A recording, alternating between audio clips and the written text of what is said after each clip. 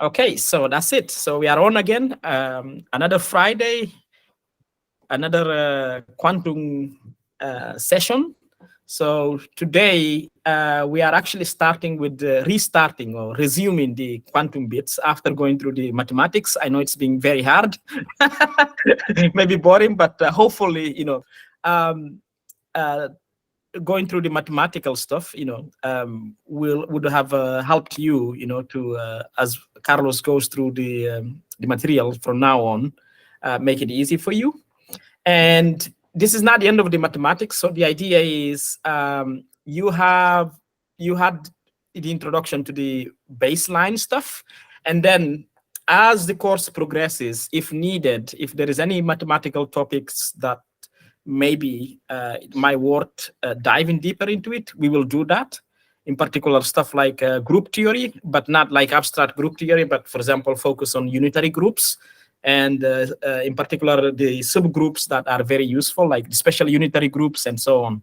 So yeah, but then, the basic stuff that you already learned, we will assume you already know that.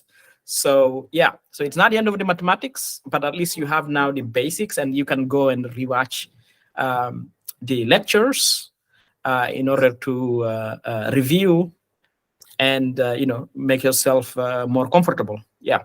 So without further ado, I will introduce again our good friend Carlos. Carlos, the floor is yours. I will disappear, and yeah, I'll see you in maybe 1 hour or so. Off I go. Okay, thank you. Thank you, Momonde. Thanks everyone to be here.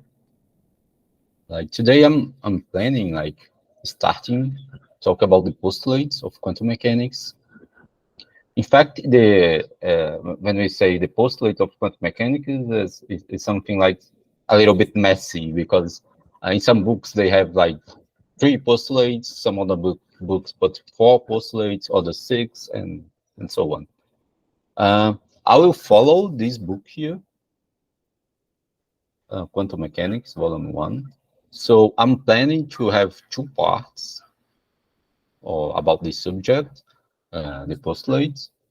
Today is the first part, and I'm planning to like announce 3 postulates. The book is this here. I have this, the physical books, this, but I think you guys can find in a PDF if you don't want to buy the book. So yeah, so I will follow. It's basically in these 2 lectures. I'm planning like to have a summary of the 3 first chapters of this book. Okay.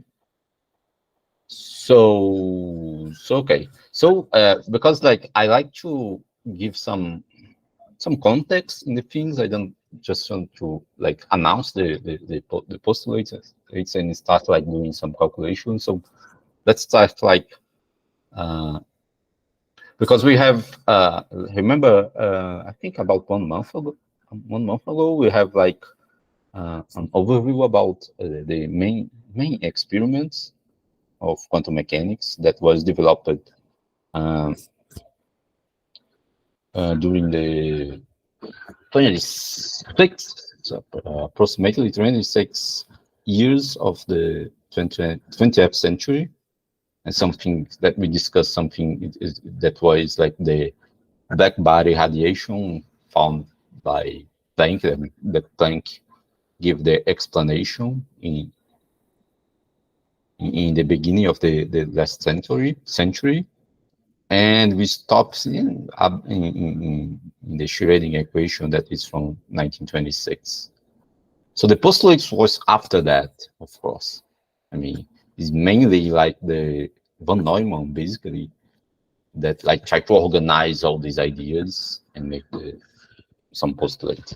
I'm not following what von Neumann did, like almost 100 years ago. I'm following what is in the Klein energy book. It's a very like classic book, not classic, but traditional, classic meaning traditional book about quantum mechanics.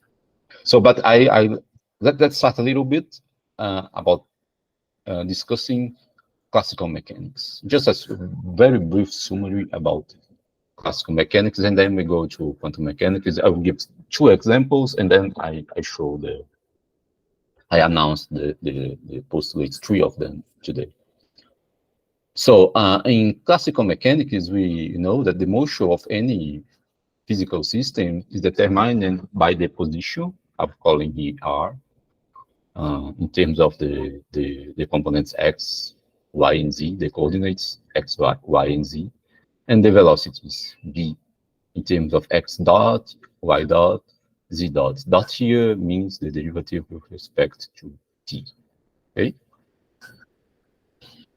So, in any classical physical system is determined the position and the velocity of each of these points are known as a function of time. In general, to describe such a system, one introduce the following coordinates that we call like generalized coordinates, called like Q of I, and generalized velocities, Q dot of I. So if we specify Q and Q dot, we are able to calculate at any given instant of time the position and the velocity of any point of the system. So with this, we can use like a Lagrangian. I'm calling here this math L, curve L, which is a function of Q dot, and T, and when defines the conjugate moments in terms of the coordinates, defined in this way. Where here Q and P are the fundamental dynamical variables. So all physical quantities associated with these variables, Q and P, can be calculated using the expression like this, like the energy, angular momentum, and so on. So the motion of the system can be also be studied, like if we use like this example. The motion of the system can be studied by using the Lagrange equations, or that's the previous equations, or the Hamilton-Jacobi canonical equations, which can be given for the expression like that, where H here, this H, math H, is the classical Hamiltonian, okay? As a function of the coordinates, momentum, in time. So these are the basic equations, Hamilton-Jacobi equations from the classical theory. So if the force acting on a particle, a given particle of mass m, can be derived from the scalar potential, I can write like the Hamiltonian, the classical Hamiltonian, this way. This is like a kinetic term, it's the momentum and the particle mass, and this is the scalar potential, V. And the Hamilton-Jacobi equations can take this form. Okay, so this is the classical theory, is well known. So once we have the state of the system, if you know the state of the system at a fixed time t, is defined by specifying any generalized q, and q of t0, t naught, and any conjugate momentum p. So the value at a given t of the physical quantities is determined when the state of the system at this time is known. So knowing the state of the system, one can predict with certainty the result of any measurement performed at that time t0. So in other words, like the thing is like deterministic. You can like always give me my system in a given time, in this time t, so I can determine the evolution of the system in another time with t0. So the time evolution of the state of the system is given by the Hamilton-Jacobi equations, and they are first order differential equation and with solutions with the set Qi and Pi, and the coordinates and momentum is unique if the value of these functions at a given time t0 is fixed. And the state of the system is null for all time if its initial state is null. So this is the summary of the ideas behind like the classical mechanics that people already know. I mean, in the 20s in the 100 years ago. So in quantum mechanics, and we will try to see the postulates that we will study. We will try to answer the following questions. So in the previous slide, we like saw the ideas behind like classical mechanics. So in quantum mechanics, we have the following question. When we have the postulates, we try to answer these questions. There's one of them. How is the state of a quantum system at a given time described mathematically? So this is one. Other question is, given this state in one, how can we predict the measurement results of physical quantities? This is another question. And how can the system state at a time t be found when the state at a time t0 is known? How the system evolves with time. So we will see that related to these questions, this first question, we can represent a state in terms of the cat that was discussed previously. A cat state, for instance, a wave function that can be represented in terms of a cat state. And we also will be able to measure and define like the physical quantities related with the classical Hamiltonian. We have like we can call like the quantum Hamiltonian, and associated with this Hamiltonian, we have eigenvalues that are the terms that we can measure.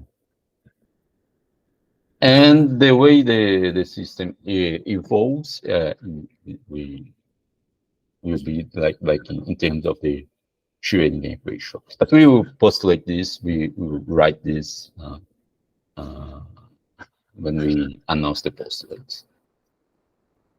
So okay, so this is the basics about like the classical mechanics that we know, and like try to put like to bring the things like to the quantum mechanics.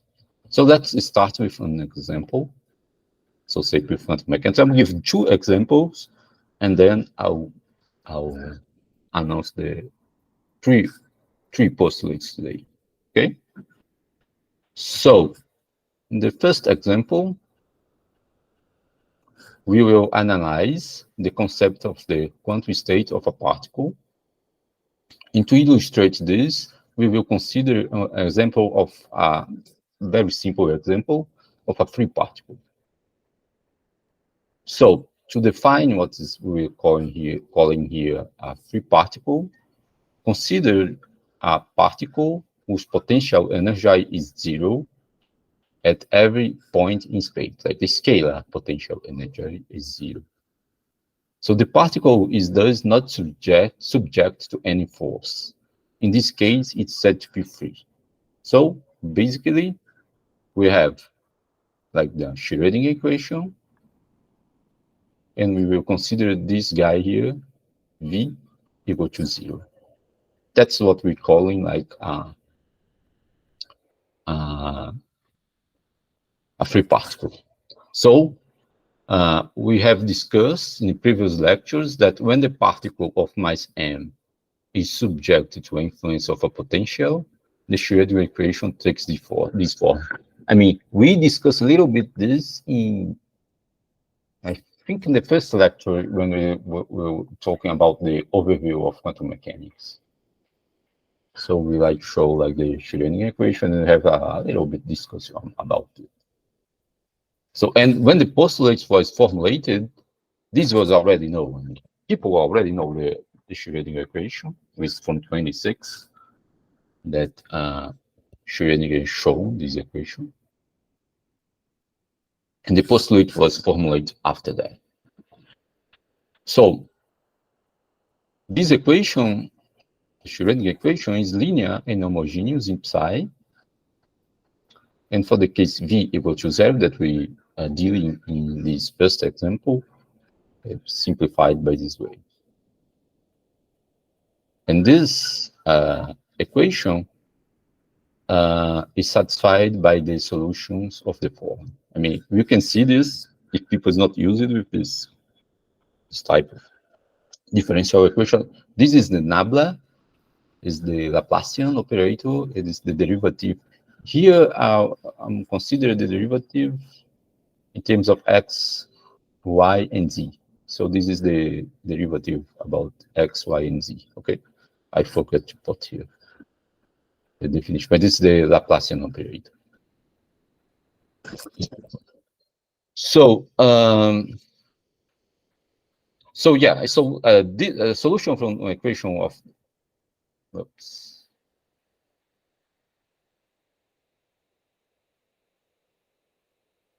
Solution from an equation like that is given in this way. If you have any doubt, I mean, we can see like the prerequisite lectures with which I think about 2 months ago. It's in the Zeitgeist web page. But I think the first lecture he talked about an equation similar like this, one example that he gives. So this is a solution for this equation. I forgot to put here, maybe in the next slide. Who is k? Yeah, here is k. Omega is h bar k squared over 2m. And yeah, and if you use like the de Broglie relations, which are this here, the energy is h bar omega and p h by k, which we can find like de Broglie wavelength associated with a particle that h is the Planck constant, okay, and h bar is the Planck constant divided by 2 pi. So the de Broglie wavelength is given by this.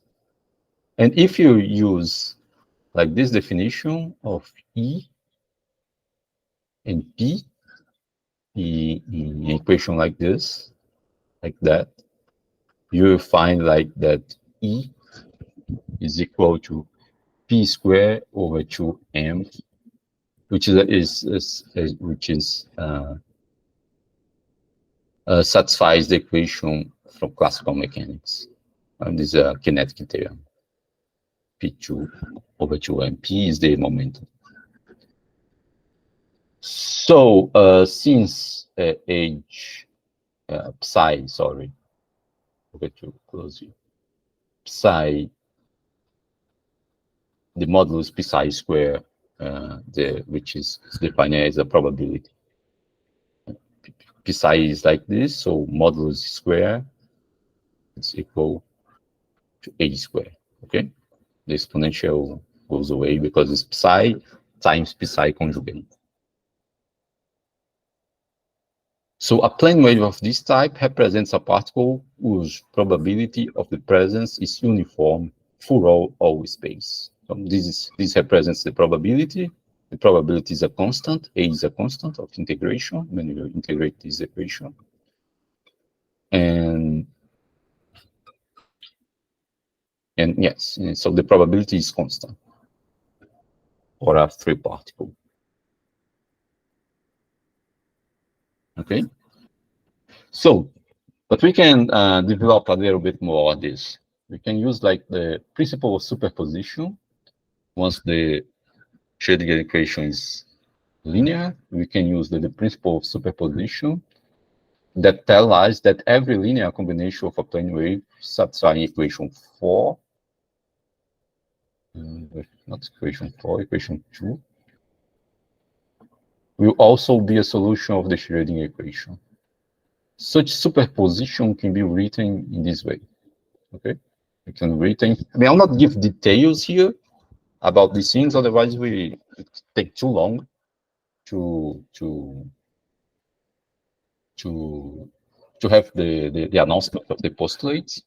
I just want to give the ideas of the ideas before, and then we talk about the postulates. So we can write a psi in this way, in this form, where this dk3 is infinitesimal volume element in K space, and G of K can be a complex and must be sufficiently regular to allow differentiation inside the integral. I forgot to put the range here, but it could be the minus infinity to plus infinity in principle. So it can be shown that any square integrable solution can be written in the form of phi. I will not prove this. Now, if necessary, we can do this in another time. And a wave function such as 5, which is a superposition of plane waves, is called a three-dimensional wave packet. Okay, I will show a simple example now that we understand why this is called wave packet. So let's simplify this thing here to give something more simple to understand. So for the sake of simplicity, let's consider a one-dimensional wave packet propagating in the x direction. So one dimension, psi can be written in this form. And we are interested in the form of the wave packet at a given instant of time. Let's say t equal to t0 equal to 0. So we can simplify this or something like that. And this, of course, this G here can be determined in terms of the Fourier transform of psi. Do not get into details here about this. So the validity of equation 7, this equation, is not limited to the case of the free particle. Whatever Pc can be written in this form. And the form of, and in instance, we see another example where we consider the potential, but the potential is time independent. So we will have two examples today. So the form of the wave packet is given by the x dependence of psi, defined by 7. So to illustrate this, let's see, simplify this and see one example of the example.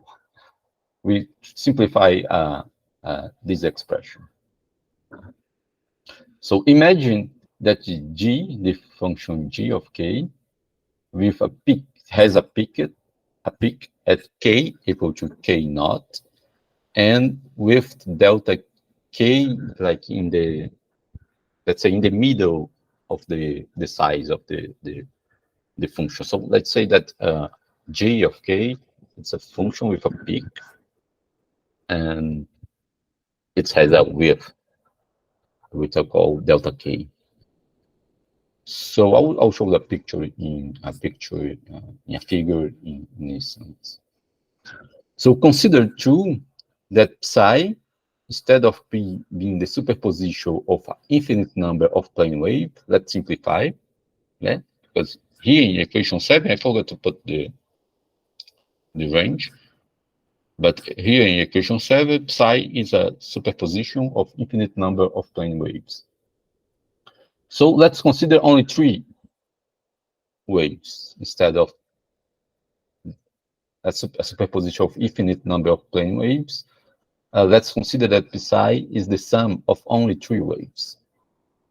Let's call one wave with k number k1.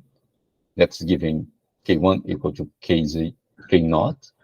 Another k2, that's equal to k0 minus the width, delta k over 2.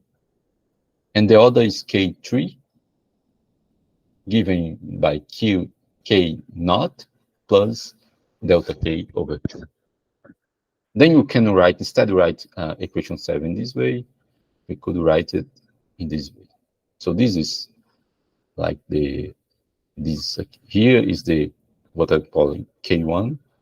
This other one is what which I'm calling here k2, and this other one is what I'm calling k3. Okay. So let's suppose a very simple case that instead of have infinite number of waves, I have like only 3 given this way. So we can like simplify this expression and have an expression like that.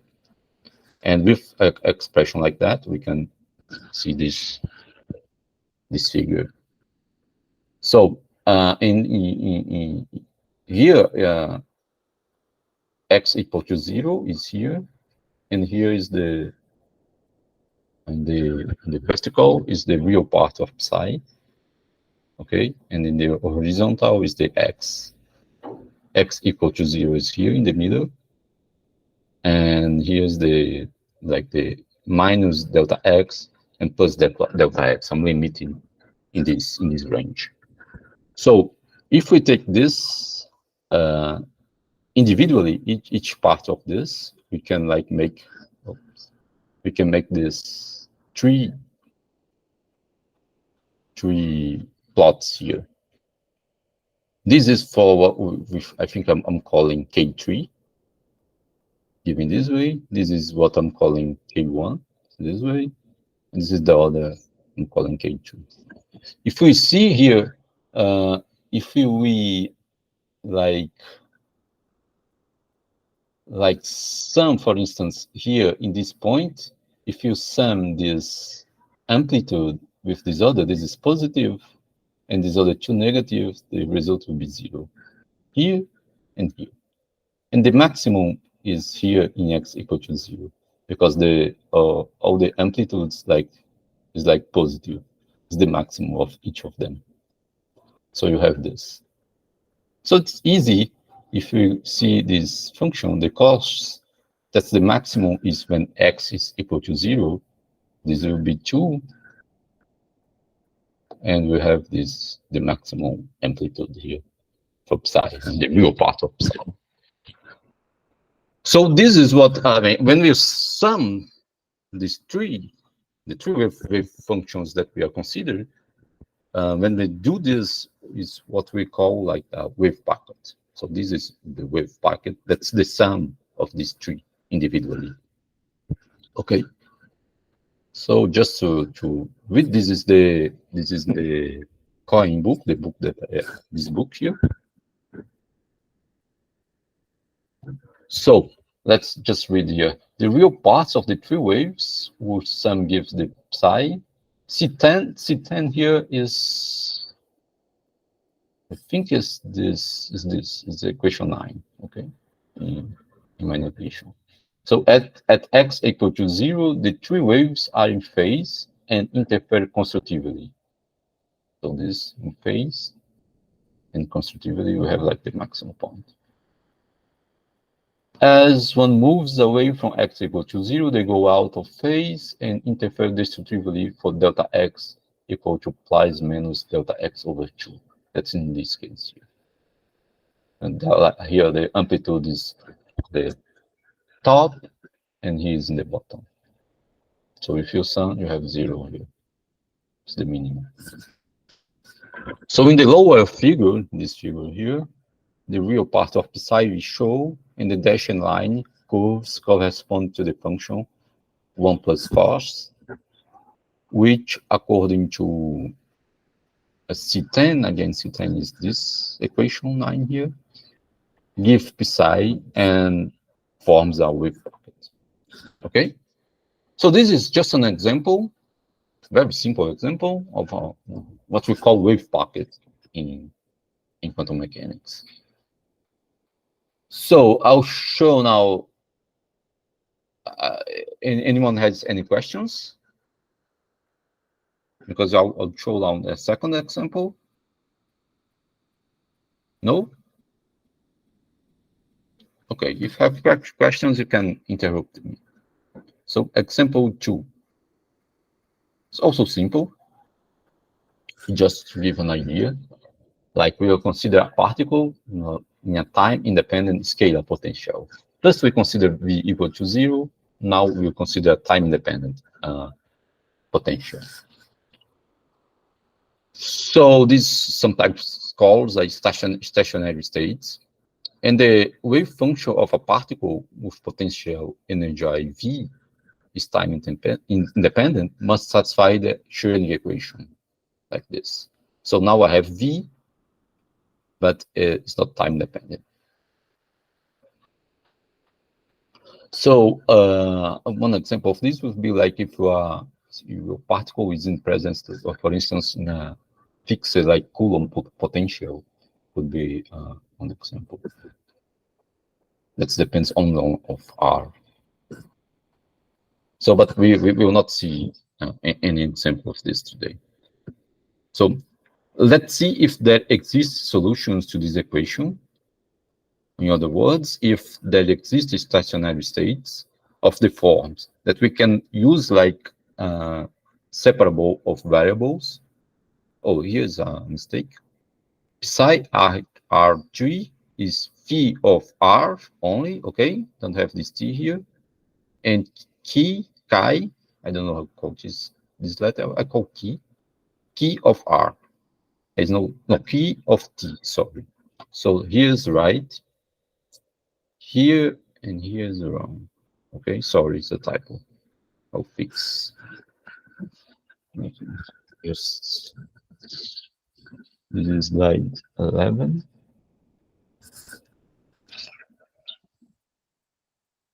Okay. So before putting GitHub, I need to fix this. So this is psi as a function of R and T. I can separate this psi, make a separation of variables to solve this equation. On phi of R only, don't have this T, and chi of T only, don't have this R. So inserting this one in equation 10, and then divide both sides by the product phi of R has no T, and chi of T has no R. Okay, so we can have an equation like this. And now this equation 11 is right. So if you guys have any doubt, again, see like the prereq lectures. I don't remember which number was, maybe in the second or third, he makes something like similar with this, using like separable variables. So with this equation here, to the left-hand side be equal to the right-hand side, this should be equal to a constant. So this equation equates a function of t on the left-hand side and a function of r on the right-hand side. Okay. In the right side is only r, and in the left side is only t. So this equality is only possible if each of these functions is constant. So I'll call this constant h bar omega. One of the reason, like I know that it's easy, like to see how about the dimension. The dimension here is h bar over t, so h bar over time.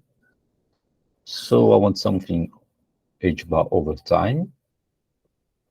H bar, and this omega is angular frequency, because I know I'm dealing with waves, so something related with waves should appear. So these are the constants, okay? You could call another name, and then you see that this should satisfy something like that.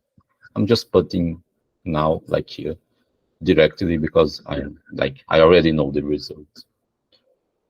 So the dimension, look again, dimension of h bar, and over time, over the angular frequency is 1 over time, the dimension. So setting the left-hand side equal to h bar omega, we obtain a key of t. For key of t, a differential equation like that. So the only thing I did here was put the h bar omega equal the left side. Okay. So the solution, this is simple. You just integrate here and we find something like this, which IA here is again a constant of integration. So in the same way, we can have in the right hand side, like if this is equal to h bar omega, so in the right side the same way. So in the right side here for phi equal to h bar omega, and I multiply by phi because I have a phi here in the denominator. So now this equation, the solution of this equation will depend of the form of V. So I'll suggest some examples in the end of this, I think. Yeah, in the end of this, example, the second example, I'll suggest some exercise, some homeworks that you guys can like substitute V that depends only of R, and you can find like solutions by for an equation like that. But now I'm not using. I'll make it the general. I'm not defining any kind of V. So depending of V, we'll have a solution for phi, and the psi that your wave function, original wave function, it's given like phi and key. And if I put the key that I found, remember key was very easy to find. I found here, and substituting key here, I will have an expression like that or expression like that. Okay. So I put this because this A is constant, I can incorporate in the phi. There is no problem. So this is the psi. The psi, and the psi will depend of t, which depends of the potential that you choose. I mean, depending of your problem.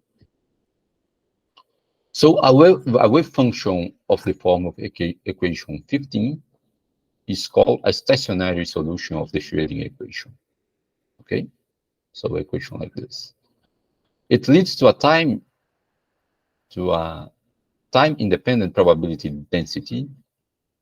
Here's another typo.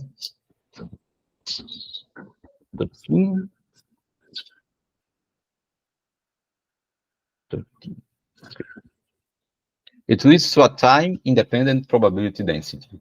So psi and psi conjugate psi is the square modulus of psi.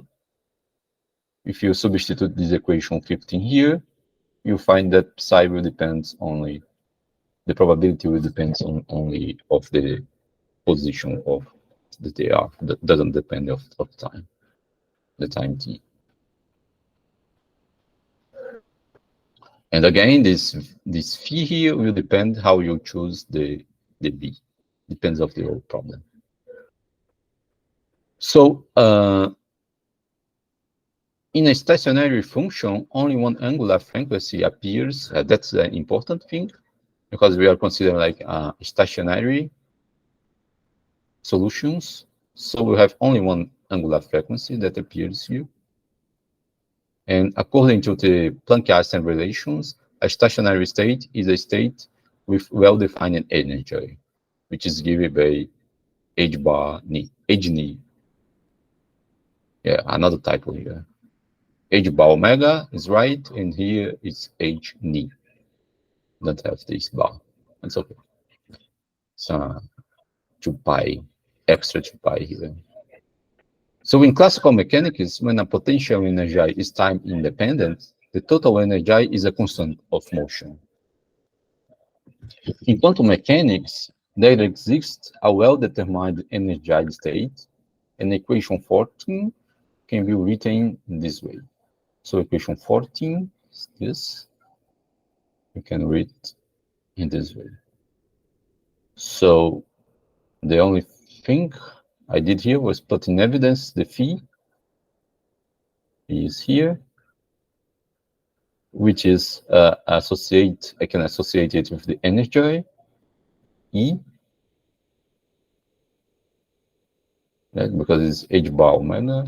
H bar omega, I know that's the energy during these Planck-Einstein relations. And I can associate this in the left side, a differential operator H, which can be given in terms of H bar square over 2m, Laplacian, plus the potential, scalar potential V. Okay? So this it's a linear operator, and it's associated with the classical Hamiltonian. Okay. So H is a linear operator, thus if H lambda 1 and lambda 2 are constants, we have H of lambda 1 phi 1 plus lambda 2 phi 2 is equal to this. And the equation above is eigenvalue equation of the linear operator H. We'll see in the future that this equation has a square integrable solution for phi only for certain values of E. But depending on when we define like the V, the potential, we could find like, this would be a homework. We could find like energy that is quantized. So certain values of energy that depends of n, and n is an integer number. It'll be 1, 2, 3, and so on.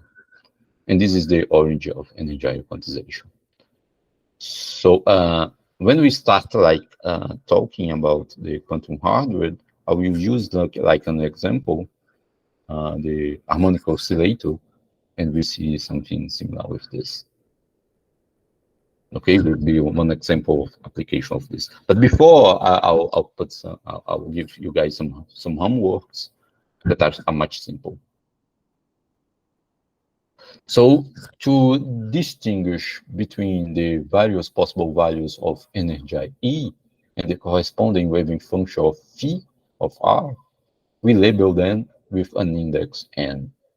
Thus we have H phi of n is equal to energy a n phi of n of R. And the stationary states of the particle wave functions are psi of n, function of R and T. A typo here. This is phi of R times exponential minus E n T. It's too bad. It's better. Let me, because this is very ugly, let me write what I mean here. Let me put notes. Okay, selection.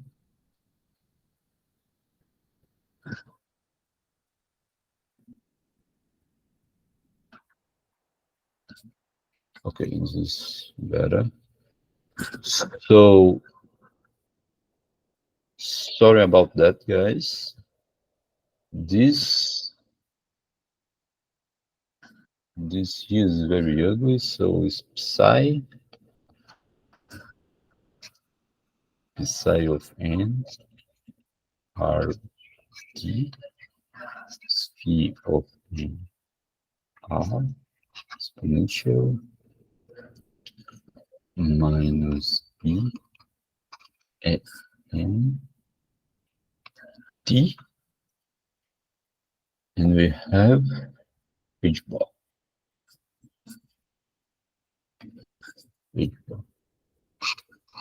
So this should be there. Okay.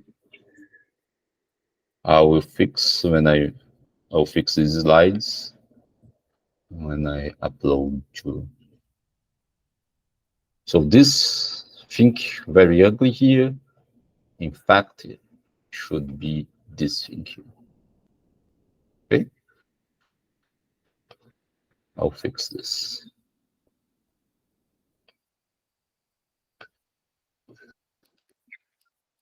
So psi n is a solution of the Schrödinger equation. Okay, if this is linear, it has a whole series of solutions of this form.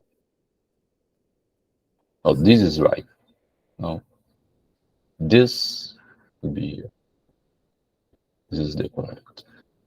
Where C are arbitrary complex constants. Okay, so you can have a series of solutions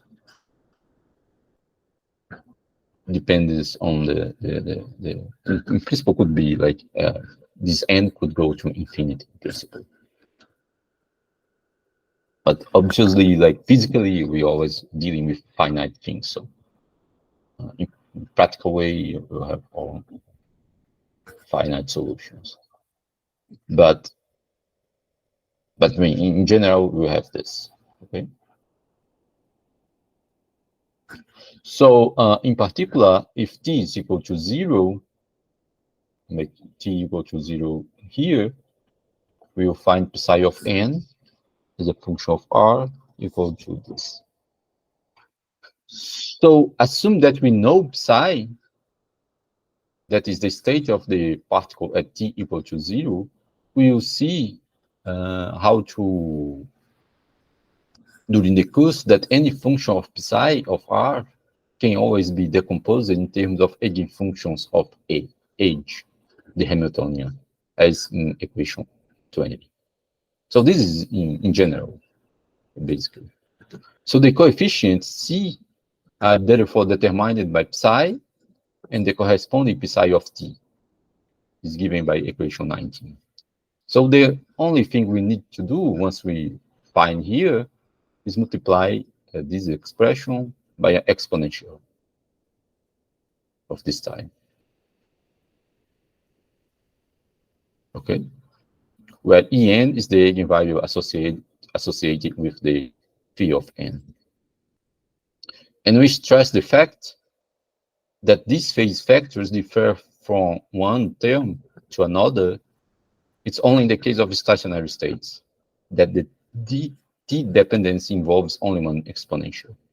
So this is valid only for stationary states, okay? Otherwise, we have like different t's, t1, t2, and we could not like have an expression simple like that. So, okay. So with these two examples, have any questions now?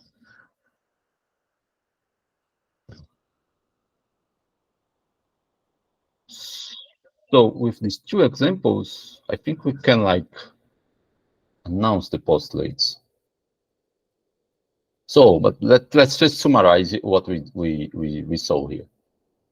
So first, how we can like define the state of the system. I mean, in a quantum system. So in these previous examples, we introduced the concept of a quantum state of a particle, and we characterize this state at a given time, let's say t0, by a square integrable wave function. So we can associate a cat, and this I think was in Maria's talk. We can associate a cat of the state psi, that call here. I think she used age there, but I didn't want to use age here. I used the notation of the Coins book because age I'm using to define the Hamiltonian. Like the math call age, I use to define the classical Hamiltonian, and the regular age to define the quantum Hamiltonian. So that's why I'm using this letter here. That's the notation. If you guys want to like to read the Coins book, this is notation that he was using there.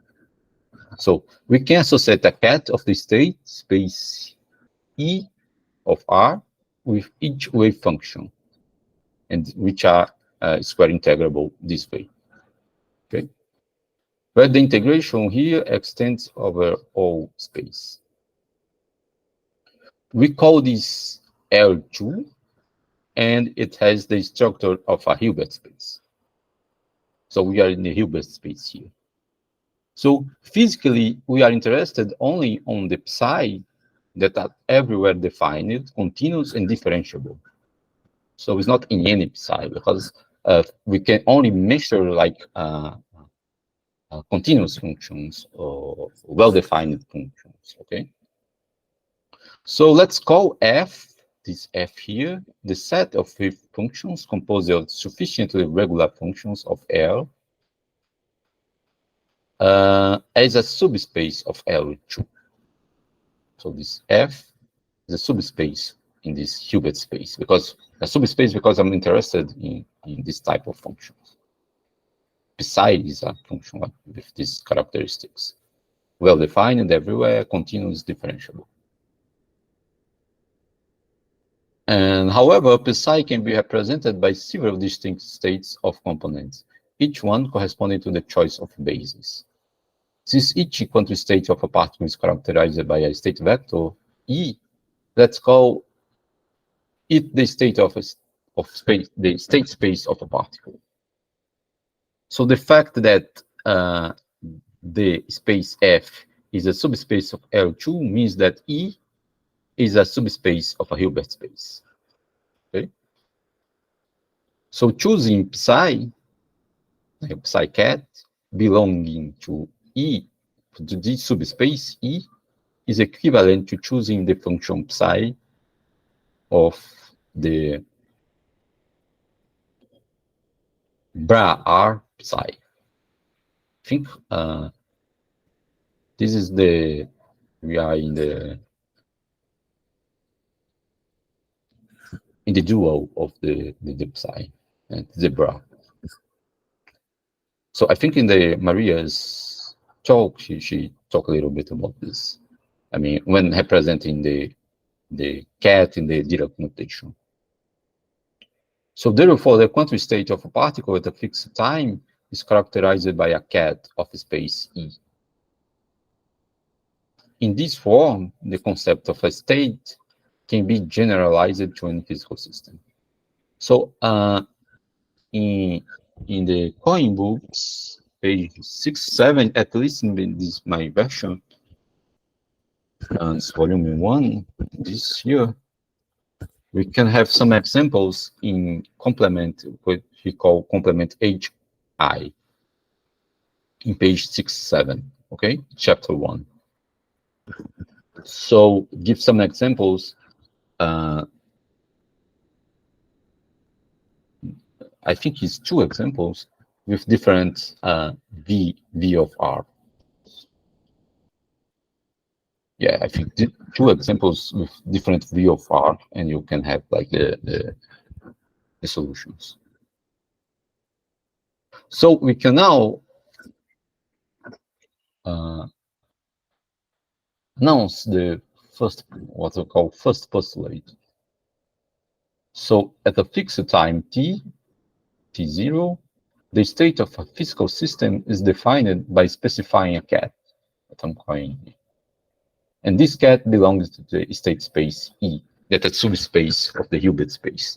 That's the space that the psi is integrable, is continuous, and so on.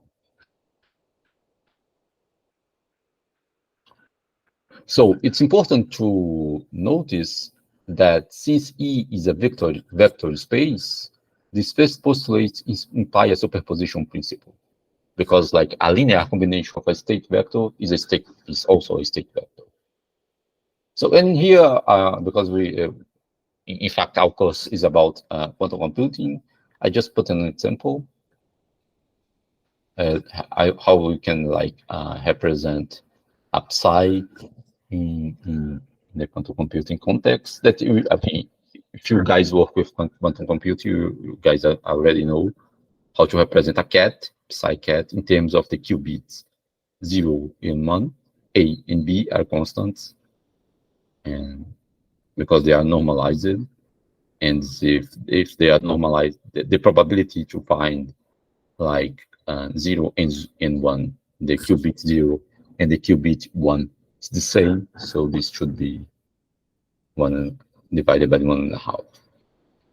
Okay, so this is just to make a link between what we are discussing, quantum mechanics with quantum computation. So okay, so this is the first postulate that is related with the state of a function. So we can represent the state of a function always in terms of a psi that like belongs to the what I call here E, which is a subspace, the Hilbert space, the space of continuous variables and so on, well-defined variables everywhere. The other important thing is the physical quantities, how we define the physical quantities. So we have seen in the examples above a differentiation operator that I call H, Hamiltonian, related to the total energy of a particle in scalar potential. So this is just a simple, a special case of the what I'm calling here second postulate. So the second postulate, every measurable physical quantity, let's call like this A, is described by an operator A in E, in the state E. This operator is observable. So, unlike in classical mechanics, quantum mechanics is described in a fundamentally different manner the state of a system and associated quantities. So the state is represented by a vector, like psi, the cat psi, that can be written in terms, if you bring for quantum computation, 0 and 1. That represents the qubit 0 and the qubit 1, and so on. And a physical quantity can be represented by an operator. So this is the first postulate, this is the second postulate.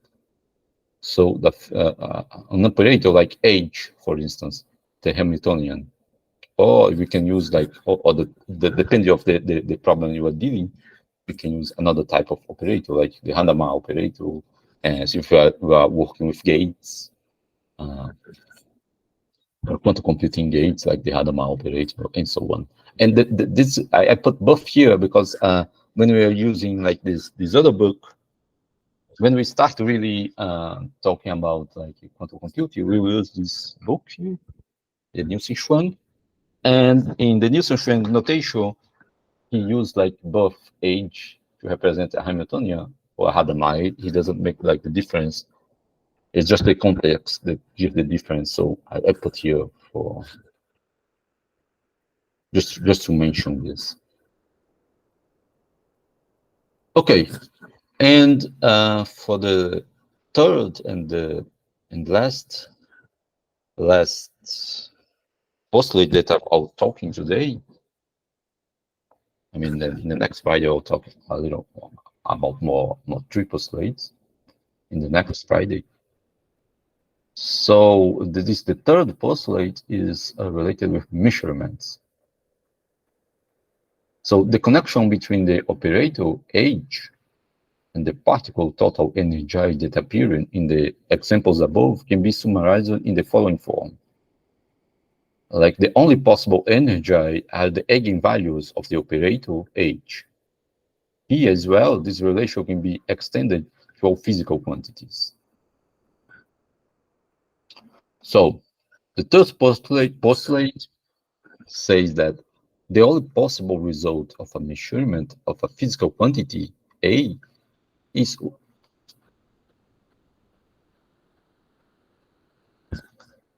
so the third postulate says that the only possible result of the measurement of a physical quantity A is one of the eigenvalues of the corresponding observable A. In the case we saw, like this A here should be like the H, the Hamiltonian, and the observable, the energy, which are the eigenvalues. So a measurement of A always gives a real value, since this A is by definition Hermitian. If the spectrum of A is discrete, the results that can be obtained by measured A are quantized. So one example in quantum computation is this. If you have a psi, then the probability of obtaining the measurement, a 0, for instance, is given in terms of A squared. Okay. So that's all. I don't know if I was too fast or not. It's 4 o'clock. You guys have questions? I mean, my plan is in the next Friday show more examples related to non-degenerate cases. So yeah, non-degenerate cases. So we can have like more examples, and I'll show you guys like three more postulates related, and then I think we finish this part. So you guys has questions?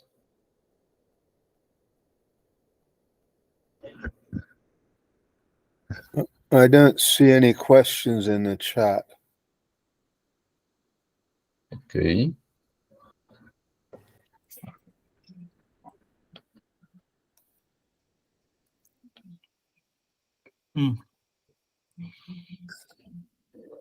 Just one observation, Carlos. I don't know. Okay. Maybe I'm jumping the gun for your next session or something.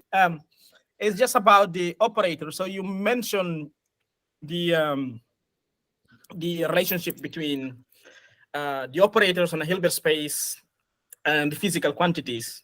So I guess the natural question. This is a question that you I think probably natural question that some of you might be thinking, because Hilbert spaces has so many different type of operators, right? Which type of operators is this something that I guess you will? I don't want to jump the gun. You will mention maybe in the next session or something, you know? Yeah, I'll give some examples. My plan is like to when finish, I'll give some examples, and the examples more related with the quantum computation. Okay. Will be much clearer. But I mean, the homework that I give today is not related to quantum computation, but I think it's easy examples. From non-stationary cases. Even from an abstract point of view, to see what type of, so in this case, I believe physicists, the physical quantity associated with the operators associated with the physical quantities are Hermitian type of operator. That's why you guys need to check the video from Max, the special type of operators that show up with the Hilbert spaces. Yeah, that's it. That's all I wanted to. Yeah. Because those have, for example, the ones that particularly physicists want are the ones with the real eigenvalues, right? Because real measurements are real numbers, right?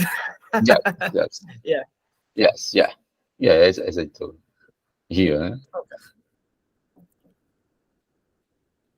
Okay. We mentioned A is always real value since A is by Ah, definition. so, yeah. Okay. Because I joined after.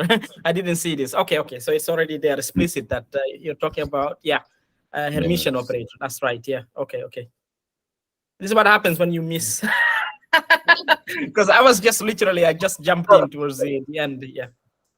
But well, it's like quick, and sometimes we need to sometimes to digest these things. Like when we do Yeah. like some examples, Yeah. I think we'll get like more I don't know how to say, more digestible. I don't know. Yeah. Digestible. Yeah. So it's clear there, definitely, that the physical quantities. I didn't see that slide. It means they are associated with the Hermitian. These are the type of operators that you would model the physical quantities. Yeah. Okay. I guess Yeah. I have a question: is why is the spectrum discrete?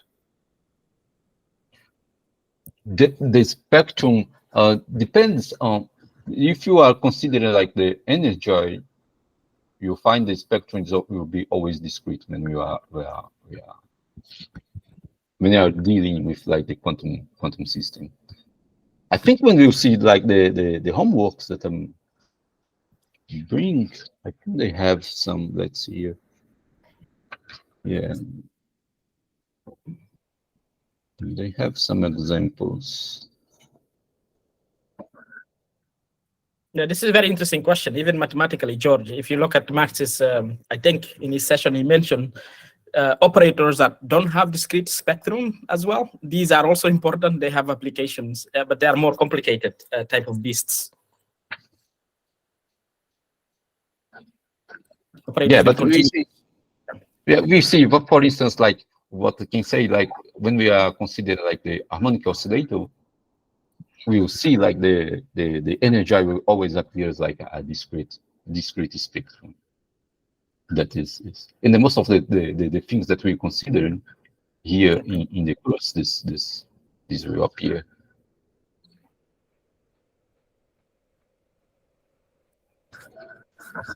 Okay. George. Anyone wants to make any other intervention before we close, or any comment or something? I'll just mention that I will be holding a study session in half an hour, or in this case, in a quarter of an hour at 2:30 Eastern, which would be